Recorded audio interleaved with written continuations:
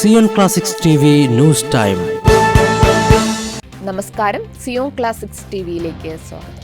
മുത്തശ്ശി മുത്തശ്ശന്മാരുടെയും വയോധികരുടെയും ദിനമായ ജൂലൈ 28 ദണ്ഡവിമോചനം സ്വീകരിക്കാൻ അവസരം. Vatican city.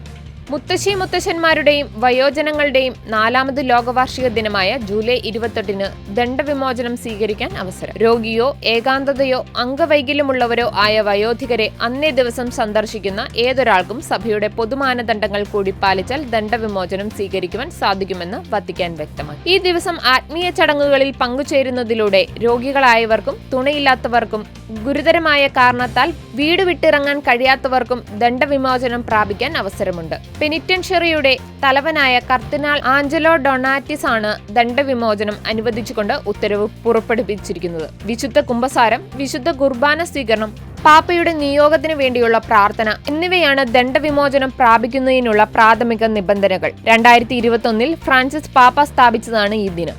യേശുവിന്റെ മുത്തശ്ശി മുത്തശ്ശനായ വിശുദ്ധ അന്നയുടെയും ജോവാക്കിമിന്റെയും തിരുനാളിനോടനുബന്ധിച്ച് ജൂലൈയിൽ 4ാമത്തെ ഞായറാഴ്ചയാണ് ദിനം കൊണ്ടാടുന്നത്.